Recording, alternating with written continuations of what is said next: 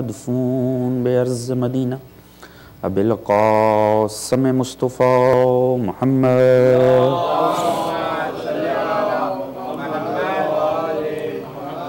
وعلی آلہ الطیبین الطاہرین المظلومین المعصومین الذین اذھب اللہ عنہم الرجس وطہرہم تطہیرا اللہم صلی علی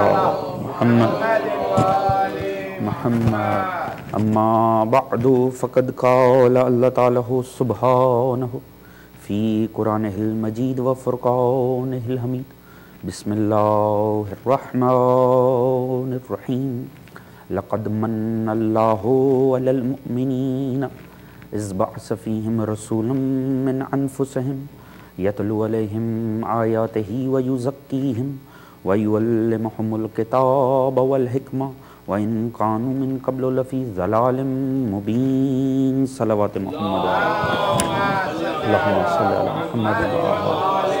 محمد وعجل فرج۔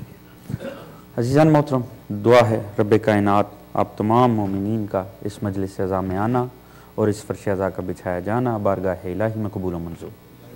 رب کریم ذکر آل محمد کے صدقے میں تمام نیک دلی شرعی حاجات کو بر لائے، تمام مومنین کے رزق، عزت، دولت، علم، فہم، شعور، صحت میں برکت عطا فرمائے۔ تمام مومنین خصوصاً پاکستان، افغانستان، یمن، بحرین، شام، سعودیہ، قطر میں مومنین انتہائی مشکل حالات میں جی رہے ہیں، دعا کیجئے رب کائنات ان کے جان و مال کو محفوظ فرمائے، ان کے عزت و ناموس کو محفوظ فرمائے۔ دشمنان آل محمد اگر قابل اصلاح و ہدایت ہیں، رب کریم انہیں ہدایت عطا فرمائے، اور اگر قابل ہدایت نہیں ہیں انہیں نیست و نابود فرمائے۔ امام زمانہ علیہ السلام کا ظہور جلد فرمائے، ہم سب کو آپ کی سپاہ میں شامل فرمائے، ہم سب کو آپ کے منتظرین میں شمار فرمائے، مومنین کو آپس میں اتفاق، اتحاد، پیار، محبت، خلوص اور اخوت کی دولت عطا فرمائے۔ ہم سب کو سیرت آل محمد پڑھنے، اسے سمجھنے اور اس پہ عمل کرنے کی توفیق عطا فرمائے، ہمارا انجام بالخیر فرمائے، اور مرحومین سمیت ہم سب کو شفاعت محمد و آل محمد سے بہرہ مند فرمائے۔ ایک خصوصی سورہ فاتحہ کی التماس ہے، اپنے اپنے مرحومین کو مد نظر رکھ کے شہدائے ملت جعفریہ کو اور ذاکر اہل بیت اظہر زیدی کی آج ان کی خواہر کا ہمشیرہ کا انتقال ہوا پاکستان میں بھی، ان کے لیے بھی ایک اجتماعی سورہ فاتحہ۔ بسم اللہ الرحمن الرحیم الحمدللہ رب العالمین الرحمن الرحیم صراط الذین انعمت علیہم۔ بسم اللہ الرحمن الرحیم بسم اللہ الرحمن الرحیم بسم اللہ الرحمن الرحیم اللہم صلی علی محمد وآل محمد وعجل فرجہم۔ شکر خدا ہے، حمد ہے اللہ رب العزت کی کہ اس نے آپ مومنین کی زیارت کا ایک اور موقع عطا کیا، اور ماشاءاللہ شکر ہے کہ کچھ بچے بھی اب آ گئے ہیں، نہیں تو پورے مجمع میں میں ہی سب سے چھوٹا تھا، اور آپ بزرگوں کی موجودگی کے اندر کلام کرنا یقیناً یہ بھی ایک جسارت ہے، اور مگر یہ شکر خدا ہے کہ ماشاءاللہ بالید فکر افراد ہیں، عالم موجود ہیں، ذاکر موجود ہیں، تو ایسے میں یقیناً مطالب کو بیان کرنا زیادہ آسان ہو جاتا ہے۔ ویسے بھی یہ واحد ممبر کہلاتا ہے، ساری دنیا میں پڑھنے والے نیچے بیٹھتے ہیں، پڑھانے والا اوپر ہوتا ہے۔ یہ واحد مکتب آل محمد میں ذکر اہل بیت ہے کہ جہاں پڑھانے والے نیچے بیٹھتے ہیں، پڑھنے والا اوپر بیٹھتا ہے، تو یہاں پر یہ بہرحال جسارت ہے، مگر الحمدللہ وہ خدا تعالیٰ کا شکر ہے جو لمحات مجلس اعزا میں گزر جائیں۔ یقیناً انسان کو حساب دینا ہے، ہر نعمت کا حساب ہوگا تو وقت سے بڑی کون سی نعمت ہو سکتی ہے، اور کتنے ہی خوش قسمت وہ ہیں کہ جن کا وقت عزا میں گزرا ہوگا۔ خدا جانے اس کی کیا قیمت ملے گی، خدا جانے خدا تعالیٰ اس وقت کو کس طرح سے تولے گا، یقیناً یہ ہماری بخشش ہے، اور مومنین کو چاہیے کہ رجحانات بدلتے چلے جاتے ہیں، نئے نئے فلسفے آتے چلے جاتے ہیں، مگر مکتب عزاداری کو قائم و دائم رہنا چاہیے۔ یہ نظریہ کہ کس لیے مجالس میں جائیں، کیا ملتا ہے، لازمی نہیں ہے ہر پڑھنے والا علم دے، ہو سکتا ہے کہ آپ کی بساط فکر اس سے زیادہ وسیع ہو اور وہ آپ کو کچھ نہ دے سکے، مگر کچھ لینے کی نیت سے مجلس اعزا میں آنا بھی نہیں چاہیے، یہ تاجروں والی عبادت کرنی بھی نہیں چاہیے۔ اگر یہی شرط ہو کہ لازمی علم ملے تو آیا کیوں ایسا ہے کہ صاحبان علم لدنی امام نیچے بیٹھتے ہیں، ذاکر اوپر بیٹھ کے ذکر کرتا؟ توجہ ہے جان محترم؟ اگر علم ملنا ہی شرط ہے تو امام نیچے بیٹھ کر کیوں ذکر اہل بیت سنتے ہیں؟ ذکر کربلا نیچے بیٹھ کر کیوں سنتے ہیں؟ کچھ لینے کی غرض سے نہیں، تحفظ مکتب عزاداری کی خاطر مجلس میں آنا چاہتے ہیں، مجالس کے رجحان کو قائم و دائم رہنا چاہیے۔ عزیزان محترم، آپ کے سامنے میں نے سورہ آل عمران کی 164ویں آیت کی تلاوت کی ہے۔ اللہ رب العزت اپنے ایک احسان کا ذکر کرتا، کس وجہ سے اس آیت کا انتخاب کیا؟ کیونکہ ابھی شب جمعہ ہے اور یہ تینوں مجالس ایک دن جمعرات، جمعہ اور ہفتے کے دن ہے، لہٰذا دوسری آیت بڑی معروف ہے سورہ جمعہ کی، اور اکثر اس کو ہدایت کے پیراہے میں دہرایا بھی جاتا ہے کہ ارشاد خداوندی ہے هو الذی بعث فی الامیین رسولا منہم یتلو علیہم آیاتہ ویزکیہم ویعلمہم الکتاب والحکمہ وان کانوا من قبل لفی ضلال مبین۔ اللہ رب العزت نے ایک ہی آیت میں پورا نصاب ہدایت بیان کر دیا، ایک ہی آیت کے اندر غرض تخلیق علت ہدایت کو بیان کر دیا کہ آیا خدا تعالیٰ دینا کیا چاہتا ہے ان معصومین کے ذریعے، ان انبیاء، سلسلہ انبیاء سے، سلسلہ ائمہ سے، آخر خدا تعالیٰ دنیا کو کنوے کیا کرنا چاہتا ہے؟ 4 چیزیں اللہ نے بتائی ہیں کہ میں وہ خالق ہوں جس نے اس پیغمبر کو مبعوث کیا۔ یہ پیغمبر کرتا کیا ہے؟ یہ تم پہ آیات کی تلاوت کرتا، یہ تمہارا تزکیہ نفس کرتا ہے، یہ تمہیں علم دیتا ہے کتاب کا اور حکمت کا۔ یہ چاروں چیزیں اللہ نے 4 سے 5 جگہ قرآن میں بیان کی اور اسی انداز میں انہی الفاظ کے ساتھ بیان کی۔ ہر دفعہ اس کی ماں قبل کی آیت اور ماں بعد کی آیت بھی بڑی لطیف ہے، ہر جگہ اس مقصد کو بیان کرنا بھی بڑا لطیف ہے۔ اس جگہ خدا نے کتنے لطف سے بیان کیا، 164ویں آیت سورہ آل عمران کی، اس میں بھی یہی بیان کیا، مگر فرمایا لقد من اللہ علی المؤمنین، میں نے احسان کیا مومنین پر، اذ بعث فیہم رسولا من انفسہم، کہ میں نے ان میں انہی کے نفسوں میں رسول کو مبعوث کیا۔ اللہ نے جناب مصطفیٰ کو اپنا احسان بتایا ہے مومنین کے لیے کہ یہ میرا احسان ہے۔ احسان کسے کہتے ہیں؟ ایک ہے حق، جو چیز حق سے بڑھ کر دی جائے اسے احسان کہتے ہیں۔ توجہ ہے جان محترم؟ ماں باپ کے ساتھ کیا کرنے کا حکم ہے؟ احسان کرو ماں باپ کے ساتھ۔ مطلب کیا ہے؟ صرف یہ نہ دیکھو ان کا حق کتنا بنتا ہے، حق کے اندر تولنے کی کوشش مت کرو، جو تم سے ہو سکے بہترین وہ ان کے لیے کرو، جو حد سے بڑھ کر ہو، جو حق سے بڑھ کر ہو وہ کرو۔ یعنی احسان کی تعریف ہی یہ ہے جو حق سے بڑھ کر ہو۔ اللہ مصطفیٰ دیتے ہوئے کہتا ہے کہ یہ میں نے احسان کیا ہے، آدم دیتے ہوئے نہیں کہا، جناب نوح، موسیٰ اور عیسیٰ دیتے ہوئے نہیں کہا میں نے احسان کیا، محمد مصطفیٰ کو دیتے ہوئے کہتا ہے میں نے تم پر احسان کیا ہے۔ یعنی کل انسانیت ڈیزرو نہیں کرتی ہے کہ میرا حبیب انہیں دیا جائے، اب اگر میں دے رہا ہوں تو یہ میرا تم پر احسان ہو رہا۔ مصطفیٰ خدا کے احسان کا نام ہے، مگر یہ احسان کس پر کر رہا ہے؟ علی المؤمنین، خدا کہتا ہے میں یہ احسان اپنا مومنین پر کر رہا ہوں۔ اذ بعث فیہم رسول من انفسہم، کہ میں ان میں انہی کے نفسوں میں رسول کو مبعوث کر رہا ہوں۔ میرا احسان ہے مومنین پر کہ میں انہی کے نفسوں میں رسول کو مبعوث کر رہا ہوں۔ کن کے نفسوں میں؟ مومنین کے نفسوں میں۔ دیکھیے میں مجلس پڑھنے کے لیے آپ میں حاضر ہوا، مومن موجود تھے لہٰذا میں مجلس پڑھنے کے لیے آیا۔ مجلس کس میں پڑھنی تھی؟ مومنین میں۔ میں مجلس پڑھنے آیا مومنین میں، اس کے لیے لازم ہے مومن پہلے سے موجود ہوں۔ توجہ ہے جانے مدم؟ لازم ہے کہ مومن پہلے سے ہوں تاکہ ان میں مجلس پڑھی جائے۔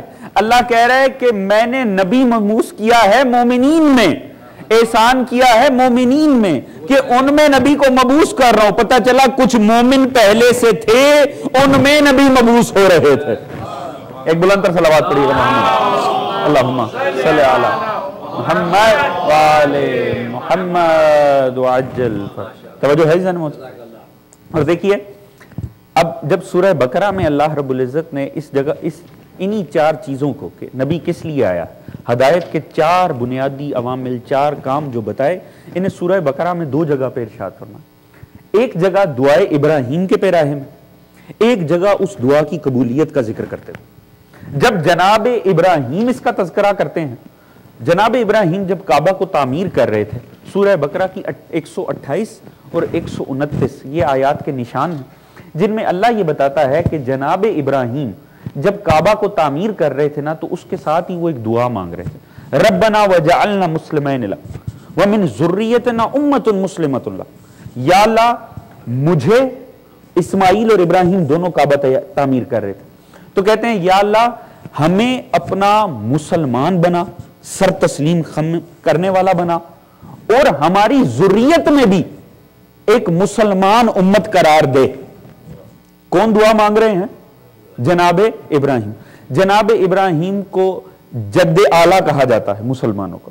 آج ہم کس پہ ہیں؟ شریعت ہم ہیں ابراہیمی کے اوپر، یعنی شریعت ابراہیمی کا تسلسل ہے شریعت مصطفیٰ، دین ابراہیمی کا تسلسل ہے شریعت حضرت مصطفیٰ۔ لہٰذا جناب ابراہیم دعا مانگ رہے ہیں اور کہہ رہے ہیں یا اللہ مجھے اور اسماعیل کو ہمیں اپنا سر تسلیم خم کرنے والا بنا، اور پھر ہماری ذریت میں بھی ایک مسلمان امت قرار دے۔ اور آگے بڑھ کے 129ویں آیت میں فرماتے ہیں وَبْعَثْ فِيهِمْ رَسُولٌ مِّنْهُمْ، اور ان میں ایک رسول کو مبعوث فرما، یتلو علیہم آیاتک، جو کہ ان پہ آیات کی تلاوت کرے، وَيُعَلِّمُهُمُ الْكِتَابَ وَالْحِکْمَةَ، انہیں کتاب کا اور حکمت کا علم عطا کرے، وَيُزَكِّيهِمْ، اور ان کا تزکیہ نفس کرے، اِنَّكَ أَنْتَ الْعَزِيزُ الْحَكِيمُ، تو عزیز بھی ہے تو حکیم بھی۔ یہ دعا کس نے مانگی؟ جناب ابراہیم نے، کہ یا اللہ ہمیں بنا مسلمان اور ہماری ذریت میں بھی ایک مسلمان امت بنا، یعنی جیسا اسلام اپنے لیے مانگا ویسا اسلام اپنی اولاد میں اپنی ذریت کے لیے مانگا۔ توجہ ہے ذہن محترم؟ یعنی جس کوالٹی کے ابراہیم مسلمان، اسی کوالٹی کی ان کی نسل میں بھی ایک امت مسلمان ہوتی، یعنی ہر کسی طرح کا نہیں، جیسا اپنے لیے اسلام مانگا ویسا ہی اپنی اولاد کے لیے بھی مانگا، ویسا ہی اپنی ذریت کے لیے بھی اسلام مانگا۔ اب ابراہیم کس کوالٹی کے مسلمان؟ ابراہیم کی کوالٹی کیا ہے؟ ابراہیم 1.25 لاکھ انبیاء میں بعد سرکار رسالت کامل ترین پیغمبر اور نبی۔ جناب ابراہیم 1.25 لاکھ انبیاء میں رسول خدا کے بعد 1.25 لاکھ انبیاء کے سردار ہیں ابراہیم۔ اللہ نے 1.25 لاکھ انبیاء بنائے، 313 رسول بنائے، 5 بیچ میں سے اولی العزم قرار دیے، ان 5 کے سردار ہیں مصطفیٰ، اور بعد مصطفیٰ جناب ابراہیم۔ اللہم صلی علی محمد، جناب نوح، جناب عیسیٰ، جناب موسیٰ، جناب ابراہیم، جناب رسول اللہ، یہ 5 اولی العزم پیغمبر ہیں جو 1.25 لاکھ انبیاء کے سردار ہیں، اور ان کے اوپر ہیں جناب مصطفیٰ، اور بعد مصطفیٰ کامل ترین پیغمبر اللہ کا نبی جناب ابراہیم۔ آپ کے بارے اصول کافی کی پہلی جلد میں آپ کے اور میرے چھٹے امام جعفر صادق علیہ السلام اللہم صلی فرماتے ہیں جناب ابراہیم کتنے کامل تھے۔ معصوم فرماتے ہیں ان اللہ اتخذ ابراہیم عبدا قبل ان یتخذہ نبیا، اللہ نے ابراہیم کو اپنا عبد بنایا اس سے پہلے کہ اپنا نبی بناتا۔ عرض یہ کرنا چاہ رہا ہوں کس کوالٹی کے ابراہیم مسلمان تھے، کیونکہ جس کوالٹی کے آپ تھے اسی کوالٹی کے آپ کی ذریت میں تھے جن میں اللہ کا نبی آیا۔ توجہ ہے جانے محترم؟ ان اللہ اتخذ ابراہیم عبدا قبل ان یتخذہ نبیا، اللہ نے ابراہیم کو اپنا عبد بنایا اس سے پہلے کہ نبی بناتا۔ وَإِنَّ اللَّهَ اتَّخَذَ إِبْرَاهِيمَ نَبِيًّا قَبْلَ أَن يَتَّخِذَهُ رَسُولًا، اور اپنا رسول بنایا اس سے نبی بنایا اس سے پہلے کہ رسول بناتا۔ وَإِنَّ اللَّهَ اتَّخَذَ إِبْرَاهِيمَ رَسُولًا قَبْلَ أَن يَتَّخِذَهُ خَلِيلًا، اور اللہ نے ابراہیم کو اپنا رسول بنایا اس سے پہلے کہ خلیل بناتا۔ وَإِنَّ اللَّهَ اتَّخَذَ إِبْرَاهِيمَ خَلِيلًا قَبْلَ أَن يَجْعَلَهُ إِمَامًا، اور اللہ نے انہیں رسول بنایا اس سے پہلے کہ امام بناتا۔ یعنی اندازہ کیجئے کس طرح ڈگریاں بڑھتی چلی جا رہی ہیں، کس طرح منصب بڑھتے چلے جا رہے ہیں، اور منصب امامت کو ذکر کرنے سے پہلے نبوت کو بھی ذکر کر دیا، رسالت کو بھی ذکر کر دیا۔ یہ نہیں ہوتا کہ ایف اے کرنے کے بعد میٹرک کیا جائے، توجہ ہے، ایم اے کرنے کے بعد میٹرک نہیں ہوتا ہے، میٹرک کے بعد ایف اے کے بعد بی اے کے بعد ایم اے ہوتا، یعنی اعلیٰ ڈگری پہلے ذکر نہیں ہوتی، اعلیٰ ڈگری بعد میں آیا کرتی ہے۔ پہلے تمام ڈگریاں گنوا کے کہتا ہے وَيَجْعَلَهُ إِمَامًا، اور یہ سب دینے کے بعد انہیں امام بنایا۔ اور آخری بات بڑی لطیف کی، فرمایا لا یکون السفیہ امام التقی، یاد رکھو جاہل اور بے وقوف انسان کبھی متقیوں کا امام نہیں ہوتا۔ واہ واہ، جو اس حد تک عظیم ہو نا کہ عبد خدا ہو، نبی ہو یا نہ ہو، قابل نبوت ہو، رسول ہو یا نہ ہو، عظمت رسالت کا لیول رکھتا ہو، جو سب کچھ پار کر لے وہ امام ہوا کرتا۔ جاہل اور بے وقوف کبھی متقیوں کا امام نہیں ہوتا۔ کم از کم جملے سے یہ بھی پتا چل گیا ہو سکتا ہے متقیوں کا امام نہیں ہو سکتا۔ بلند کر صلوات پڑھیے۔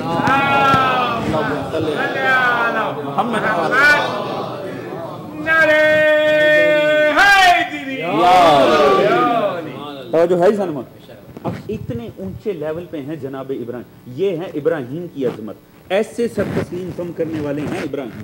آج تک اہل یہود دعویٰ کرتے ہیں ہمارے میں سے، عیسائی دعویٰ کرتے ہیں ہمارے میں سے، ایسے ہی ہے۔ اور بلکہ اسلام نے کہا، یاد جناب مصطفیٰ کے دور میں بھی یہ بحث تھی، یہودی کہتے تھے ابراہیم تو ہم میں سے تھے، عیسائی کہتے تھے نہیں ابراہیم ہم میں سے تھے۔ اسلام نے، قرآن نے، رسول نے آ کر بیان کیا نہیں، ابراہیم یہودین ولا نصرانی ولکن کان حنیفا مسلما، وہ نہ یہودی تھے نہ نصرانی تھے، وہ حنیف مسلمان تھے۔ یعنی عیسائیوں کا بھی ان پہ دعویٰ غلط ہے، یہودیوں کا بھی غلط ہے، اصلاً وہ مسلمان تھے اور حنیف مسلمان تھے، اتنے اعلیٰ مسلمان۔ مگر ابراہیم نے جیسا اسلام اپنے لیے مانگا تھا ویسا اپنی ذریت کے لیے بھی مانگا تھا، یعنی لازم ہے، اور وہ ذریت جس میں نبی آئے وبعث فیہم، پھر اس ذریت میں جو مسلمان ہو ان میں نبی کو مبعوث کرنا۔ اب پتہ چلا جد رسول کی عظمت کیا تھی، جن کا اسلام مسلمانوں کو نہیں ملتا، وہ کتنے بلند پایا تھے، وہ ابراہیم کے لیول کے مسلمان تھے۔ جناب عبد المطلب کون تھے، جناب عبداللہ کون تھے، ابو طالب کون تھے، عبد مناف کون تھے، وہ انبیاء کی کوالٹی کے مسلمان تھے۔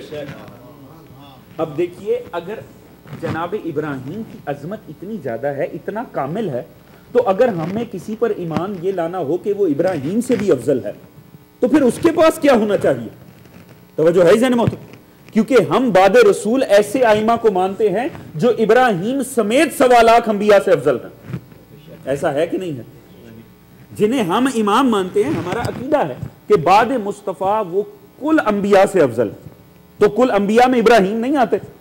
ابراہیم کے پاس کیا نہیں ہے؟ سبھی کچھ تو ہے، عبد ہیں، نبی ہیں، رسول ہیں۔ یہ بات توجہ طلب، نبی ہیں، رسول ہیں، امام تک ہیں۔ اب اگر کسی امام کو ان سے افضل ماننا ہے یا ان سے اعلیٰ ماننا ہے تو یقیناً بڑھا ہوا ماننا چاہیے۔ ایسے ہی ہے جی۔ تو ابراہیم کا لیول کیا ہے؟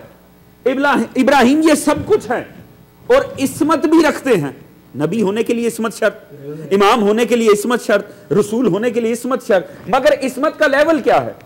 وہ معصوم ہے جس میں امکان خطا نہیں ہے۔ توجہ ہے ذہن میں؟ عصمت کیا کرتی ہے؟ امکان خطا کو ختم کر دیتی ہے۔ اب جو ابراہیم جیسے مسلمان ہوں گے انہیں بھی معصوم ہونا چاہیے۔ توجہ ہے ذہن میں؟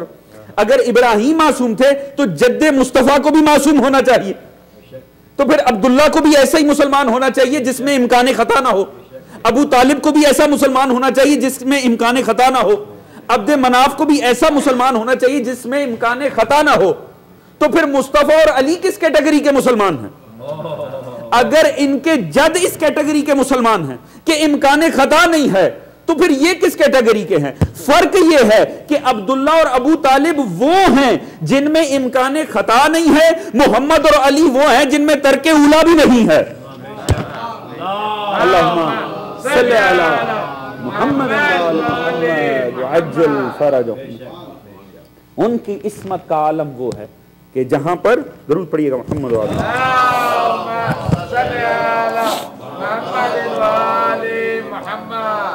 وہ اس سے بھی عظیم درجہ عصمت رکھتے ہیں، وہ اس سے بھی اعلیٰ درجہ عصمت رکھتے ہیں۔ یہاں امکان خطا تو عصمت ہی ختم کر دیتی ہے، وہاں ترک اولا بھی نہیں ہے۔ وہ اتنا عظیم لیول ہے، وہ اتنا اونچا درجہ ہے۔ اب دیکھیے لطف کی بات ہے، مسلمانوں کو آج تک جد مصطفیٰ کا ایمان نہیں ملتا، ہمیں اسی قرآن سے جد مصطفیٰ کی عصمت تک مل جاتی ہے۔ کیوں؟ نبی کن میں آیا ہے؟ مومنین میں، نبی اہل ایمان میں آیا ہے۔ اور وہ کون سے اہل ایمان؟ وہ ابراہیم سے اہل ایمان، جن کے لیے دعا مانگی ابراہیم نے کہ یا اللہ تو مجھے اور اسماعیل کو بنا، پھر ایسی ذریت میں ایسے مسلمان، پھر ان کے اندر تو مصطفیٰ کو بھی۔ ان کے اندر تو مصطفیٰ کو بھیجنا. اور دیکھیے اب جناب مصطفیٰ ہر گھر میں نہیں آ سکتے عرب کے, وہ مومنین میں ہی آئیں گے کیونکہ ان کے لیے دعا مانگی گئی ہے. اسی ابراہیم کو اللہ نے کہا انی جاعلک للناس اماما, میں آپ کو لوگوں کا امام بناتا ہوں. تو کیا فرمایا, ومن ذریتہ, تو میری ذریت میں بھی بنائے گا. اب اگر ذریت میں مصطفیٰ آتے ہیں تو بنی ہاشم سے آتے ہیں, تو کیا امام کسی اور قبیلے سے آئے گا؟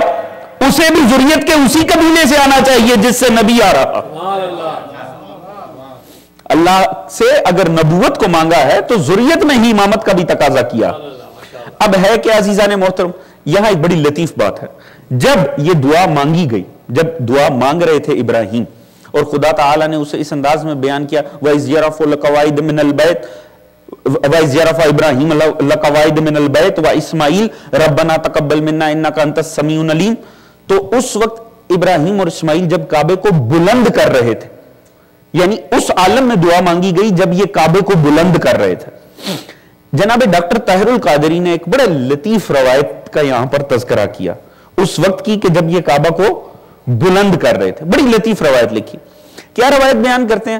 کہتے ہیں جب ابراہیم یہ کعبہ تعمیر کر رہے تھے تو دیوار جب حد قد انسانی سے, قد آدم سے بلند ہو جاتی تھی تو وہ اپنے نیچے کوئی پتھر رکھ لیا کرتے تھے. اس پتھر پہ کھڑے ہو کر مزید دیوار کو چنتے تھے, اینٹوں کو.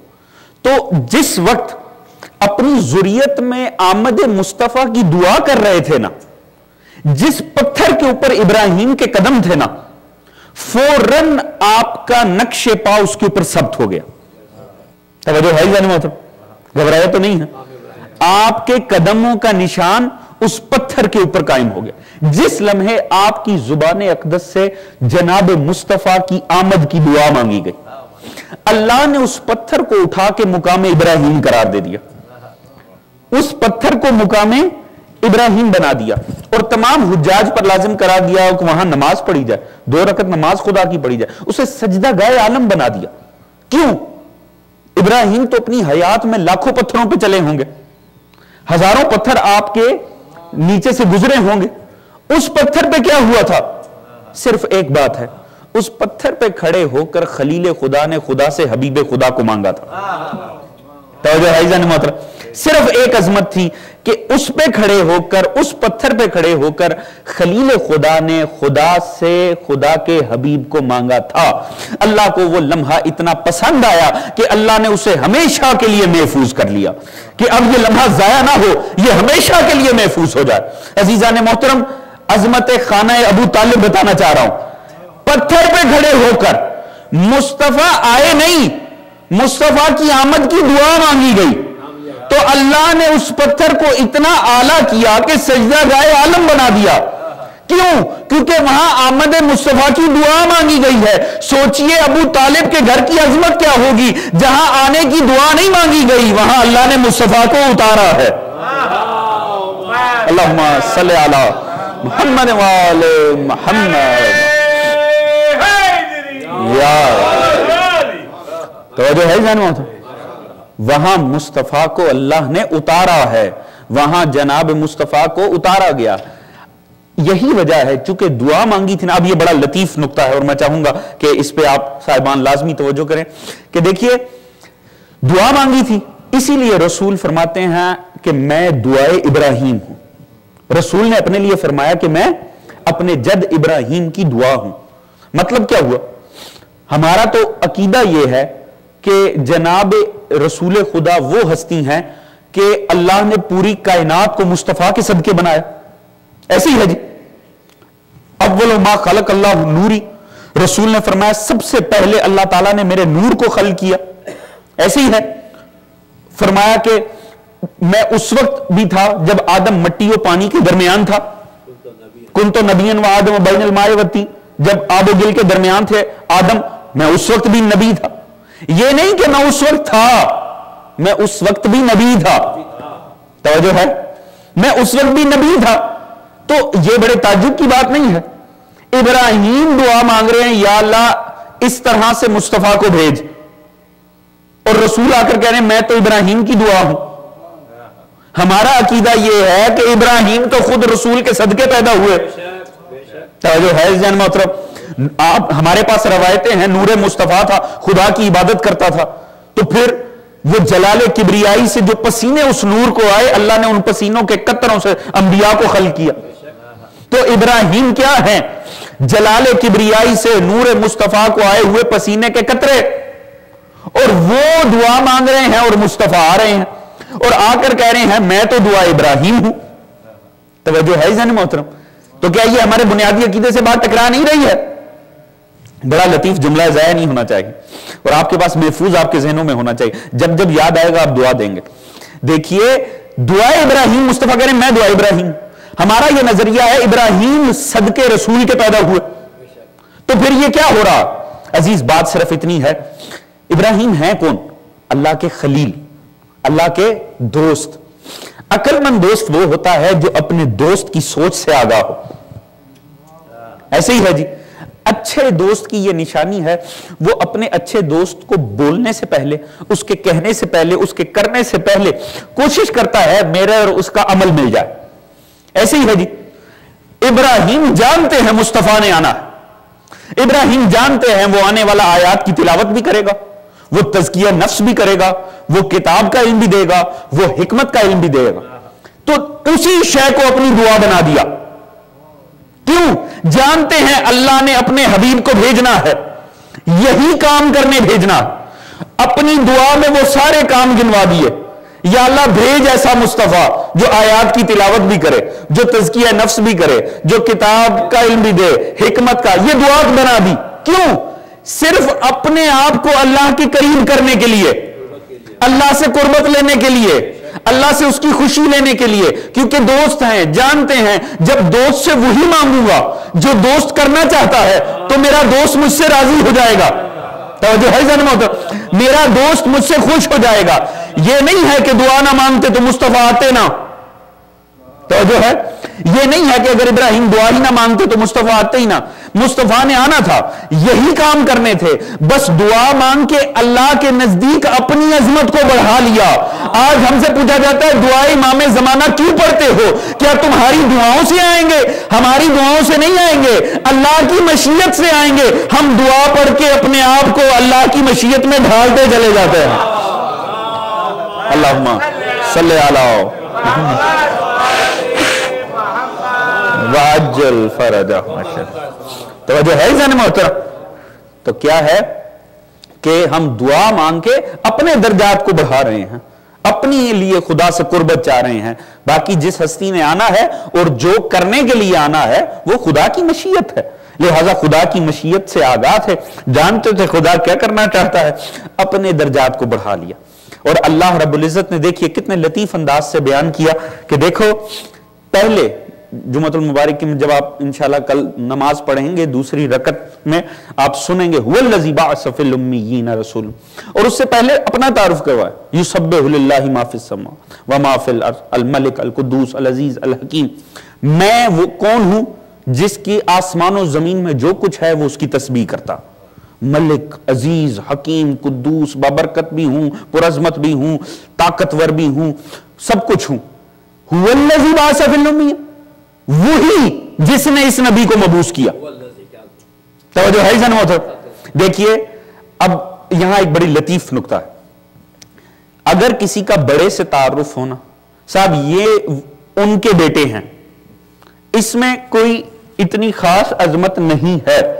یہ کہنا کہ یہ ان کے بیٹے ہیں یا یہ وہاں سے آئے ہیں، اس کا مطلب ہے جس کے حوالے سے تعارف ہو رہا ہے نا وہ بڑا باعظمت ہے. ایسی ہے جی. آپ کوئی بڑے باپ کا بیٹا آ جائے، آپ کہتے ہیں نا یہ ان کے بیٹے ہیں، اس کا مطلب ہے فضیلت، عظمت، شہرت، منصب ان میں ہے، یہ ان کا تعارف بن رہے ہیں. وہ اصل ان کا تعارف ہے، وہ یہاں نہیں ہے مگر وہ ان کا تعارف ہے کہ اصل جو وہ ہے نا یہ ان کے بیٹے ہیں. ایسے ہی ہے جی. اس میں اتنا کمال نہیں ہے. اگر بڑے کا تعارف چھوٹے کے ذریعے ہو تو پھر چھوٹے میں کتنی بڑی بات ہے. توجہ ہے ذہن محترم؟ یہ ان کے والد ہیں. توجہ ہے ذہن محترم؟ یہ زیادہ عظمت کی بات نہیں ہے. وہ چھوٹا کتنا باعث سے فضیلت ہوگا، کتنا باعث سے عظمت ہوگا جو بڑے کا باعث سے تعارف بن گیا.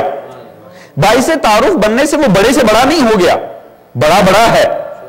توجہ ہے ذہن محترم؟ مگر اس سے اس کا مقام پتہ چلتا ہے کتنا بلند ہے کہ اپنے سے بڑے کے لیے بھی باعث تعارف بن رہا ہے. خدا اگر یہ کہتا، خدا نے اپنی صفات گنوائی، ٹھیک ہے، ایسی جانے میں پھر فرمایا وہ وہی جس نے اسے بھیجا ہے. توجہ ہے جانے محترم، جس نے اسے بھیجا ہے وہ وہی جس نے، یعنی اللہ مصطفیٰ کا تعارف نہیں، اپنا تعارف مصطفیٰ کے ذریعے کروا رہا ہے. وہ کتنا بلند ہوگا جس نے اس جیسی ہستی کو بھیجا. اللہم صلی علی محمد وآل محمد وعجل فرج. توجہ ہے جان محترم. دیکھیے میں آپ کو مختصر دیکھ کے نہیں پڑھ رہا ہوں، میں جو سوچا جو سمجھ رہا ہوں وہی پڑھ رہا ہوں، اور آپ بھی اپنے آپ کو بہت زیادہ سمجھ کے سنیے، ٹھیک ہے. اللہم صلی علی محمد وآل محمد. کیونکہ یہ میرا مختصر سا تجربہ ہے خطابت میں کہ مومن جب کم بیٹھے ہو نا، وہ خدا واسطے گھبرائے ہوئے بھی بیٹھے ہوتے، انہیں ایک دوسرے سے شاید گھبراہٹ ہو رہی ہوتی. یہ کیوں آ گئے ہیں؟ جو ہے جانے محترم، آپ اپنے آپ کو بہت زیادہ سمجھ کے سنیے. ایک بلند تر صلوات پڑھیے گا محمد. اللہم صلی علی محمد وآل محمد. یا علی یا علی یا علی یا علی. بہت شکریہ. اللہم صلی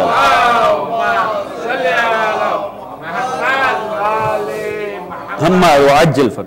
دیکھیے خدا نے مصطفیٰ کو آگے کر کے کہا دیکھو میں وہ ہوں جس نے اسے بھیجا. اس کی عزت اور عظمت کو دیکھ کے اندازہ کرو وہ کتنا صاحب عزت ہوگا جس نے اسے بھیجا. یاد رکھیے گا میں عرض کیا کرتا ہوں کہ صانع کو کبھی مصنوعات کے ذریعے نہیں پہچانا جا سکتا. یعنی کوئی پروڈکٹ آپ کے سامنے آئی ہے نا، اس کے ذریعے آپ اس کے مینوفیکچرر کو کاملاً انڈرسٹینڈ نہیں کر سکتا، اس کے بارے صرف اندازہ قائم کر سکتا. اللہ ہے خالق، جو کچھ اس سے ہٹ کے ہے وہ اس کی مخلوق ہے. اللہ کو پہچاننا ہی ہے مخلوق کے ذریعے سے، اور مخلوق کے ذریعے کبھی خالق کو کامل انڈرسٹینڈ کیا ہی نہیں جا سکتا. مثال عرض کر دوں اگر توجہ ہو تو، یہ آپ کے سامنے یہ قطعے لگے ہوئے ہیں، یہ مختلف خوبصورت طریقے سے اس پہ عبارتیں درج ہیں، یہ تصاویر بنی ہوئی. ان کے ذریعے آپ ان کے لکھنے والوں کو، ان کے بنانے والوں کو، ان کے بارے اندازہ تو قائم کر سکتے ہیں، کاملاً انڈرسٹینڈ نہیں کر سکتا. ایسے ہی ہے جی، کیونکہ صانع کو کبھی مصنوع کے ذریعے نہیں پہچانا جا سکتا. ایک تصویر آپ کے سامنے آئے، آپ اندازہ کر سکتے ہیں اس کا بنانے والا مصور بڑا باکمال ہے، اس کو رنگوں کی بڑی سینس ہے، وہ بڑا ہی کریٹو مائنڈ رکھتا ہے، مگر آپ اس کی شخصیت کو کاملاً نہیں انڈرسٹینڈ کر سکتے. ایک بلڈنگ دیکھ کے آپ اندازہ کر سکتے ہیں بڑی باکمال بلڈنگ ہے، بنانے والا کوئی بہترین انجینئر ہے، عقل مند ہے، اس کی بڑی سینسز بڑی باکمال ہیں. آپ یہ بھی بتا سکتے ہیں وہ گورا ہے یا کالا ہے، کئی بنیادی چیزیں ہی نہیں بتا سکتے. کیوں؟ کیونکہ آپ پروڈکٹ کے ذریعے پہچاننے کی کوشش کر رہے ہیں، آپ اس کے فن کے ذریعے اسے پہچاننے کی کوشش کریں، مخلوق کے ذریعے خالق کو پہچاننے کی کوشش کریں. تو اللہ وہ ہے کہ جو مولا کائنات نے نہج البلاغہ کے پہلے خطبے میں فرمایا اول دین معرفتہ، دین کی پہلی ابتدا، دین کا پہلا زینہ، پہلی سیڑھی ہے اللہ کی معرفت. توجہ ہے، جب ہے ہی خالق اور ہم مخلوق تو کیسے معرفت؟ توجہ ہے جانے محترم. پر کہا کہ دین کی تو بسم اللہ، دین کی تو ابتدا ہی معرفت ہے، تو لازم تھا نا عذر و لطف اس پہ واجب تھا. خدا کے واجبات نہیں ہیں مگر عذر و لطف اس پہ لازم تھا کہ ایسی بھی مخلوق بنائے کہ جس کے ذریعے اس کے اوپر اندازے تو قائم ہو سکے. لازم ہے کوئی ایسا ہو جسے دیکھ کر پتا چلے خدا اس وقت کیا چاہتا ہے، جو بولے تو پتا چلے خدا کہنا کیا چاہتا ہے، جو کرے تو پتا چلے خدا کرنا کیا چاہتا ہے. بس جس مخلوق کو اس نے اپنی پہچان کا وسیلہ بنا لیا اسے محمد و آل محمد کہتے ہیں. اللہم صلی علی محمد و آل محمد. یا توجہ ہے جان محترم. اور خدا کی قسم یہ صرف اس گھرانے کے اندر نظر آتا ہے کہ جہاں چھوٹے بڑوں کا تعارف بن جاتے ہیں. توجہ ہے جان محترم، چھوٹے بڑوں کا تعارف بن جاتے ہیں. خدا نے کہا اس مصطفیٰ کو دیکھ کے اندازہ کرو، اسے اپنی پہچان بنا لیا، وہ کتنا باکمال ہوگا جس نے اسے بنایا ہے. اور دیکھیے جب یہ سارے خود جمع تھے مصطفیٰ سمیت اور تب تعارف کروانا ہوا تو ہم فاطمہ تو وابوہا وبالوہا وبنوہا، پہچانو یہ فاطمہ ہے، یہ اس کے بابا اور شوہر. اللہم صلی علی محمد وآل محمد. توجہ ہے جان محترم؟ پہلے مصطفیٰ کو اپنا تعارف بنا لیا، اور جب مصطفیٰ کے تعارف کی باری آئی تو کہا یہ پہچانو، یہ فاطمہ، یہ ان کے بابا بیٹھے ہیں۔ اندازہ کیجئے چھوٹے بڑوں کا تعارف بن رہے ہیں۔ کیوں مصطفیٰ کے ذریعے اپنا تعارف کروا رہا؟ خدا سامنے نہیں آیا، خدا کو کسی نے دیکھا نہیں، مصطفیٰ کو دیکھو اور میرا اندازہ کرو۔ کیوں؟ کیونکہ مصطفیٰ ان میں معروف ہے، کیونکہ 40 سال بعد بتا رہا ہے۔ توجہ ہے جان محترم؟ وہ جانتے ہیں مصطفیٰ کا علم کیا ہے، وہ جانتے ہیں مصطفیٰ کا علم کیا ہے، جنہیں مخاطب کر کے کہہ رہے میں وہ ہوں جس نے اسے بھیجا ہے کہ یہ آیات کی تلاوت کرے، تزکیہ کرے، حکمت دے، علم دے، کتاب کا، حکمت کا۔ جنہیں مخاطب کر رہا ہے وہ خدا کو نہیں پر مصطفیٰ کو جانتے ہیں۔ توجہ ہے جان محترم؟ وہ جانتے ہیں یہ کریم کتنا ہے، وہ جانتے ہیں یہ سچا کتنا ہے، وہ جانتے ہیں یہ امین کتنا ہے۔ پہلے مصطفیٰ منوا لیا، اور منوانے کے بعد کہتا ہے پہچانو میں وہ ہوں جس نے اسے بھیجا ہے۔ اس لیے مصطفیٰ کے ذریعے اپنا پہچان کروائی، کیونکہ مصطفیٰ ان میں معروف ہے۔ توجہ ہے جان محترم؟ کس کے سوال پہ کہا کہ ہم فاطمہ؟ تو کیا کوئی زمین والا پوچھ رہا تھا؟ آسمان پہ جبرائیل نے پوچھا تھا ومن تحت الکساء۔ اللہ نے مصطفیٰ کے ذریعے نہیں، علی کے ذریعے نہیں، فرمایا ہم فاطمہ، تو اس کے ذریعے پہچان کروائی جو وہاں پر معروف تھی۔ توجہ ہے جان محترم؟ کیونکہ تعارف ان کے ذریعے کیا جاتا ہے جنہیں پہچان حاصل ہو، لہذا جسے جدھر پہچان حاصل تھی اس کے ذریعے وہاں پر تعارف کروا رہا۔ اہل زمین کو مصطفیٰ کی پہچان زیادہ تھی تو کہا دیکھو اسے، میں وہ ہوں جس نے اسے بھیجا، اور جہاں آسمان پر پہچان کروانے کی بات آئی تو مرکز فاطمہ کو بنا لیا۔ اللہم صلی علی محمد وآل محمد وعجل فرج۔ توجہ ہے جان محترم؟ تو دیکھیے ایک وہ مومنین ہیں جن میں مصطفیٰ آ رہے ہیں، وہ بھی تو مومن ہوئے جو آنے پر بنے۔ توجہ ہے جان محترم؟ بس میں فرق بتانا چاہ رہا ہوں مومنین کی کوالٹی پہ فرق کتنا۔ ایک وہ ہیں جن میں مصطفیٰ آئے ہیں، پھر وہ بھی ہیں جو معجزے دیکھ کے مومن بنے ہیں، جو مصطفیٰ کی تسلیم کر کے مومن بنے ہیں۔ ایک وہ جن میں مصطفیٰ آئے، ایک وہ جنہیں مصطفیٰ نے بنایا۔ توجہ ہے جان محترم؟ ایک وہ مومن جن کے وسیلے سے مصطفیٰ آئے، ایک وہ کہ جو مصطفیٰ کے وسیلے سے مومن بنے۔ توجہ ہے جان محترم؟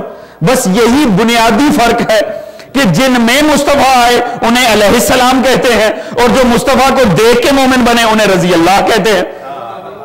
توجہ ہے جان محترم؟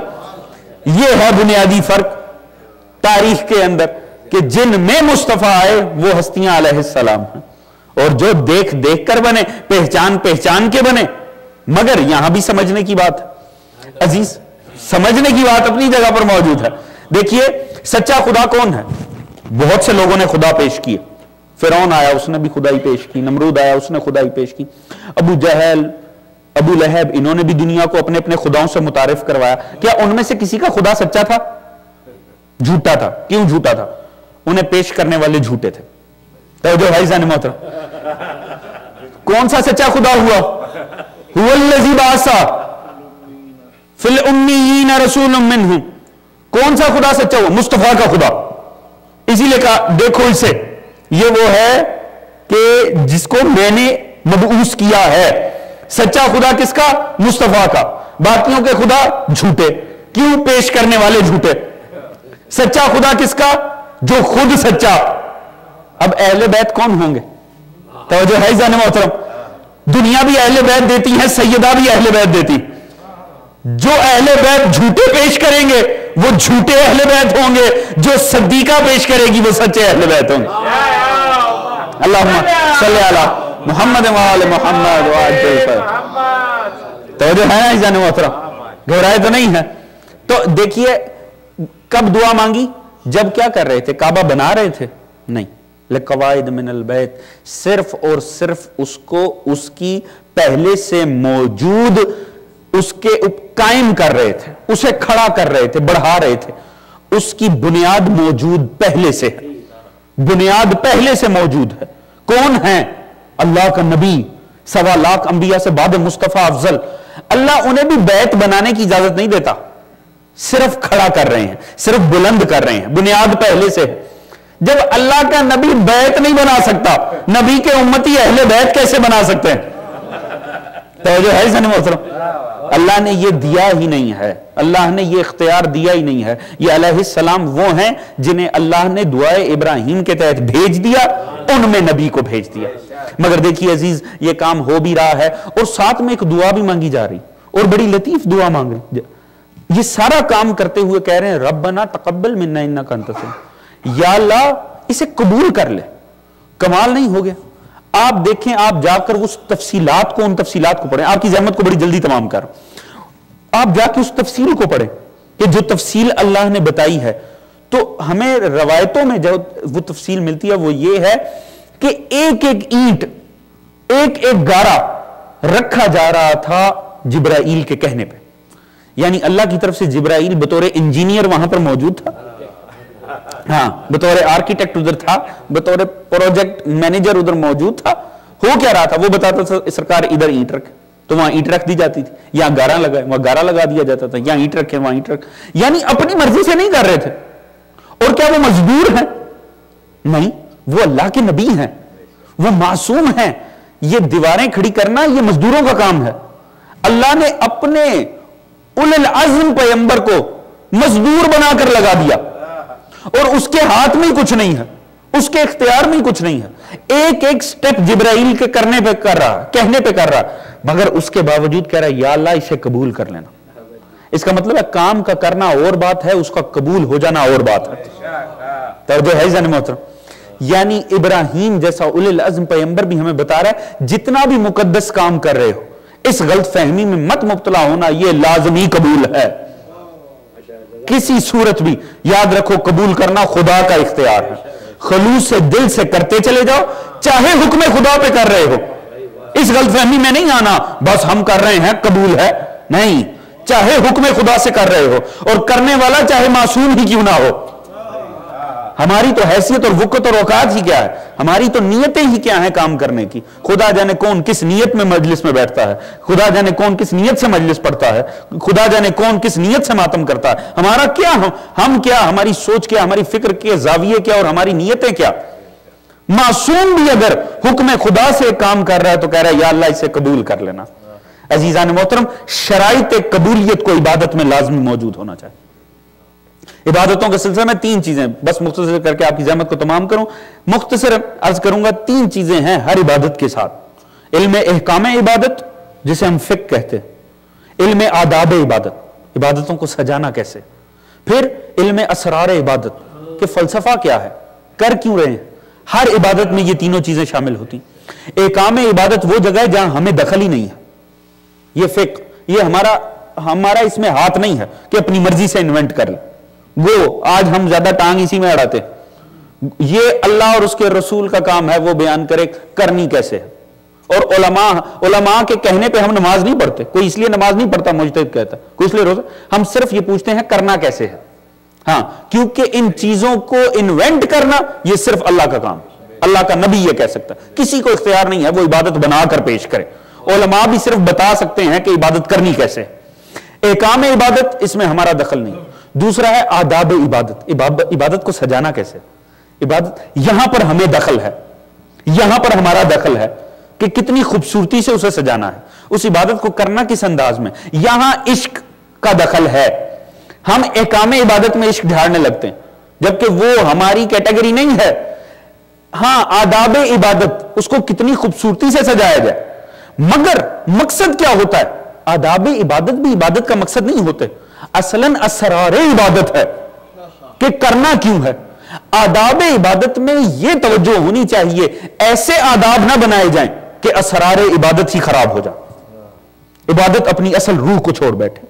انسان ہر وقت اس بات پہ متوجہ رہے کہ جہاں آپ کو دخل ہے نا عبادت میں, اپنی وہ عبادتیں قائم کریں اور اس انداز سے ان کو سجائیں اور ایسی اس میں اپنی نیتیں اور اعمال شامل کریں, یہ نہ ہو وہ اپنی روح کو چھوڑ بیٹھے. عزیزان محترم, عزاداری ایک عظیم عبادت کا نام ہے, یہ ایک عظیم نعمت ہم تک پہنچی ہے. لہٰذا اگر اس کے آداب عبادت ہمارے ہاتھ میں ہے نا تو انہیں ایسے استعمال ہونا چاہیے کہ اسرار عبادت تباہ نہ ہو جائے. جو اصل رموز عبادت ہیں उन पे हर्फ ना आने पाए, और हर वक्त ये नियत रहे, इंसान हर वक्त ये खुदा से कहता रहे कि या अल्लाह हमारी इन कोशिशों को कबूल फरमा, क्योंकि कबूलियत खुदा के हाथ में है। खुदा ही बेहतर जानता है कि उसने क्या अजर रखे हैं, मगर यह है कि इंसान को हर वक्त इस बात पर मतवज्जो रहना चाहिए और इस अंदाज में इस इबादत को अंजाम देना चाहिए कि शराइत कबूलियत इसके अंदर कामिल रहें और अल्लाह रब्बुल इज्जत इसे कबूल कर ले। अजीज़ान मोहतरम, बस आज शहादत जनाब सकीना सलामुल्लाह अलैहा, आपने पहले मरसी मुकामिल शहादत सुन ली। सिर्फ इंशाअल्लाह बाकी दोनों दिनों में भी जनाब सैयदा का ही मसाइब का तज़किरा रहेगा। अजीज़ान मोहतरम, ये वो घराना है जहां छोटे बड़ों के लिए बाइस तारुफ बन जाते। कायनात के दो मजलूम तरीन हस्तियां हैं, एक जनाब अली, एक जनाब ज़हरा। मैं हमेशा ये अर्ज किया करता हूं, इन दो हस्तियों के मसाइब हैं। जब उस मसाइब की तफसीर और तशरीह होती है ना, कभी अली की जगह हसन ले लेते हैं, कभी अली की जगह हुसैन ले लेते हैं, कभी हुसैन की जगह अकबर ले लेते हैं, कभी अकबर की जगह असगर ले लेते हैं। यह तफसीर है अली के मसाइब की। जब ज़हरा के मसाइब की तशरीह होती है ना, तो जैसे ही तशरीह शुरू होती है ज़हरा सानी जनाब ज़ैनब बन जाती, मजीद तशरीह होती है तो सकीना आ जाती। अजीजो, ये गमे अहले बैत ये इतनी अजीम नेमत है। आप सुनिए इसका हरफ आगाज क्या बनता। हुसैन दुनिया पे आते, जनाब ज़हरा रसूल की आंख में आंसू देखती, तो एक मर्तबा ताज्जुब से पूछती हैं कि मेरा बेटा पसंद नहीं है। तड़प के रसूल कहते हैं, नहीं ज़हरा, मुझे एक ऐसा वक्त याद आ रहा है जब मेरी इसी उम्मत के अंदर 3 दिन का भूखा प्यासा ज़िबा हो जाए। अब देखिए कि जनाब ज़हरा ने आगे से क्या बात की, खुदा की कसम इससे उलमाए नफ्सियात ही बयान करें। जनाब ज़हरा ने पूछा, बाबा उस वक्त आप होंगे? नहीं, मैं नहीं होऊंगा। क्या इसके बाबा अली? नहीं। क्या इसका भैया हसन? नहीं। क्या मैं होंगी? नहीं। अब दुनिया की कोई मां होती, खुदा की कसम तड़प के पूछती, मेरे बच्चे को बचाएगा कौन? जनाब ज़हरा तड़प के कहने लगी, बाबा मेरे बेटे को रोएगा कौन? क्या खुदा की कसम, अजीब सा, रोने से प्यार कितना है। कहा मेरे हुसैन को रोएगा कौन?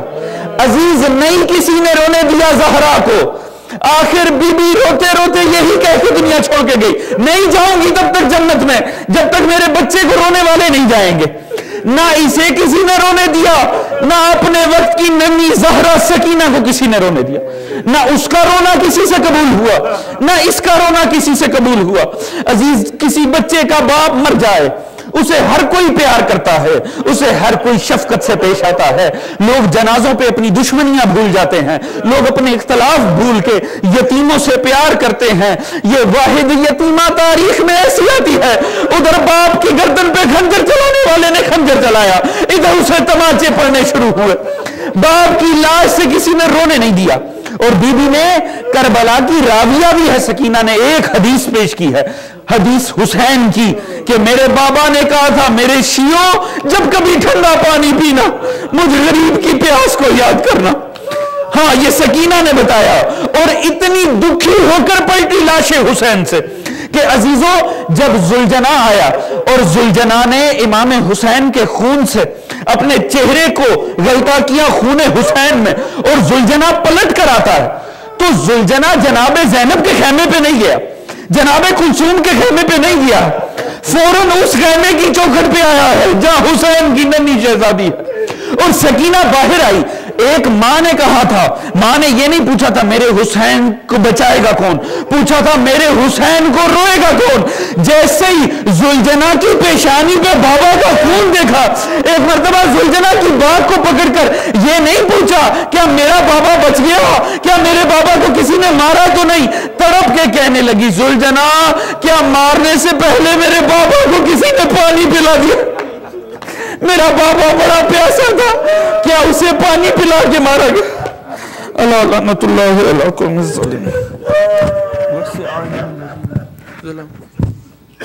मातमे हुसैन।